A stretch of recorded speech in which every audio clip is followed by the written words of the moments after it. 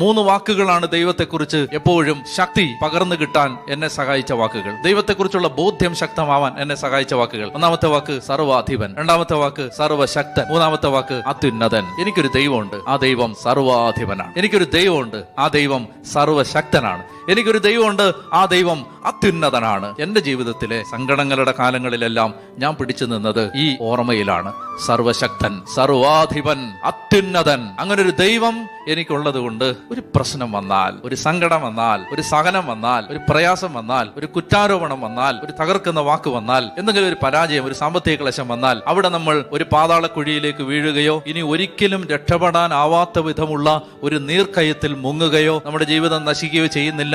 ഏത് അടിമത്തത്തിന്റെ നീർക്കുഴിയിൽ നിന്നും നമ്മളൊരു ഫീനിക്സ് പക്ഷിയെ പോലെ പറന്നുയരാൻ നമ്മെ സഹായിക്കുന്ന ശക്തമായ ദൈവത്തിന്റെ വചനമാണ് അത്യുന്നതനായ ദൈവം.